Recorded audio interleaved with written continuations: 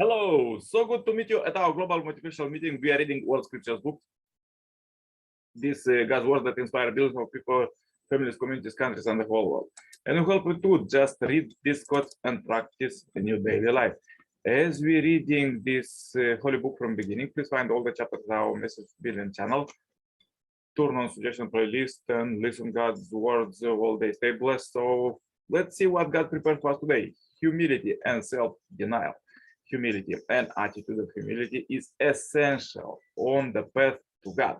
Any self-conscious, whether nurtured by superior intelligence, wealth, high status, or afraid of others, is an obstacle blocking our way. Genuine humility requires constant willingness to deny oneself, to be critical of oneself, to endure hardship without complaint, and to be open to heaven's guidance even when it differs from one's preconceived concept. Humility requires sincerity and honesty. Thus, some passages like the humble person to a little child, whose natural spontaneous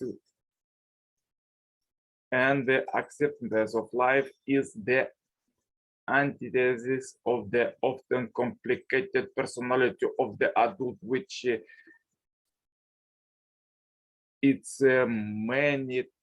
with many tests masks hidden resentments and prejudices.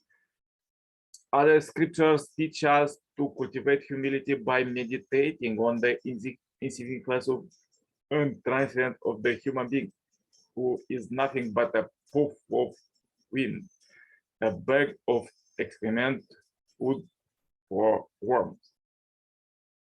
Here too is the paradoxal wisdom that the humble and self-effacing person ultimately prospers and wins more respect from others than the person who is arrogant and powerful.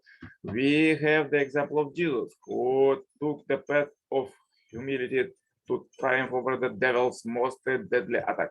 Father Moon explained this in terms the principle that the humility, being in accordance with the original way of the life in Eden, align us with God and his creative power, while arrogance places us in Satan's camp, ultimately a losing cause. In another passage, he alludes to the natural cycle of rise and fall, where arrogance places us at the peak of the cycle, where the only way forward is to decline, while humility places us at the bottom, where all roads lead upward.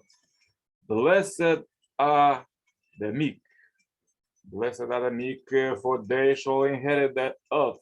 Successful indeed are the believers who are humble in their prayers, and who shun vain conversation, and who are prayers of the poor do, and who guard their modesty. If you desire to obtain help, put away pride. Even a hair of pride shuts you off, as if by a great cloud.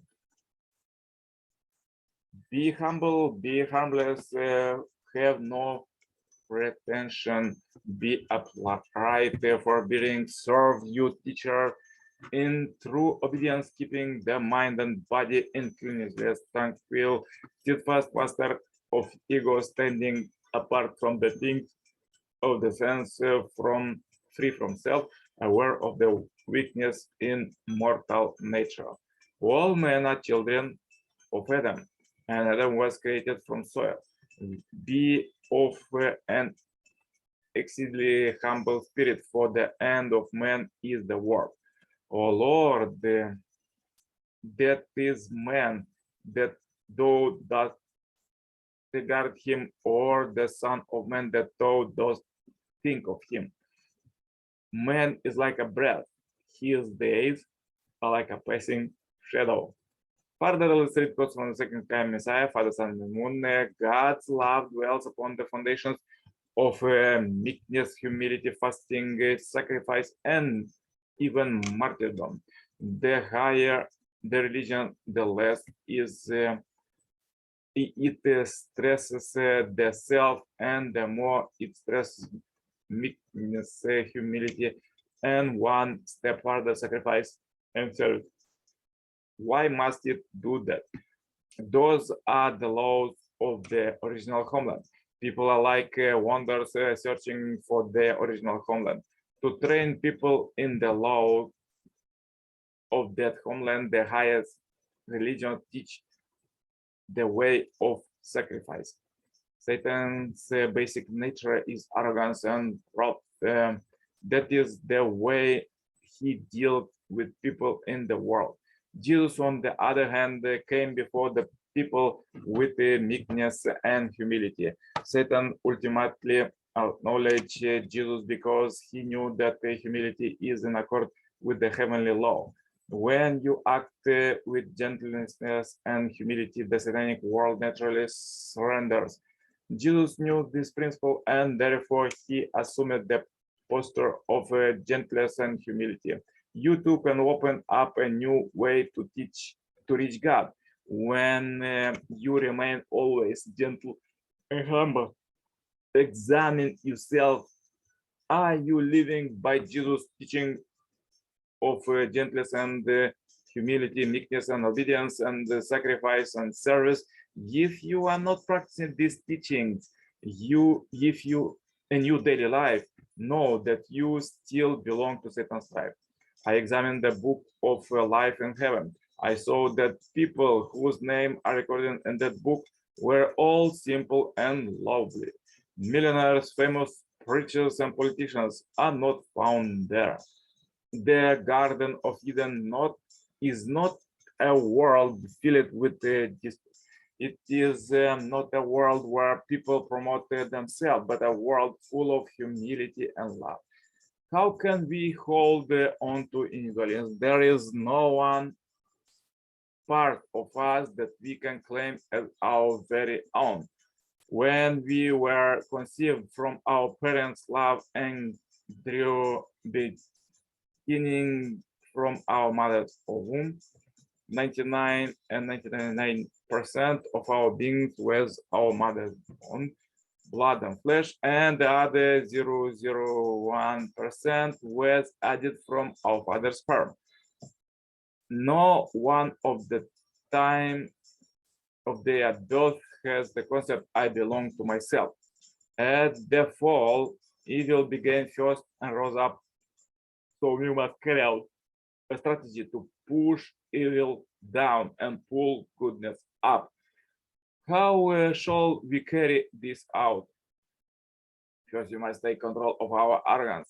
The fall occurred when the Archangel Lucifer and the human beings pushed God aside and attempted to elevate themselves. Arrogance was Satan's original nature. Arrogance is the desire to elevate oneself without regard of law, discipline, obligations, or the effect of the surrounding environment. It is the desire to live unconstrained by justice or law. How do we describe a person who lives in accordance with the law? Do we say he is arrogant? No. We say he or she is an honest person. We must put a stop to behavior that ignores the law and disregards one's position and surroundings. We must suppress arrogance and take on the quality of humility. When you are in the high position, there is no way to unite your mind and body. It is better to let yourself be stepped on. God has trampled on the knee for 40 years, lest I get above myself. As you are stepped on, those elements in you that they want to exalt themselves are smashed and brought back to unity. Do you understand this? You should be cursed, trampled on them, on and mistreated, just like the vanguard bamboo had him. Regardless of how you are treated, you should discover the self that can accept all these tribulations gratefully. I never asked for blessing in my prayer. I never said, God, please give me some money. I thought I need to suffer more since I had not undergone enough hardship. God likes such thinking.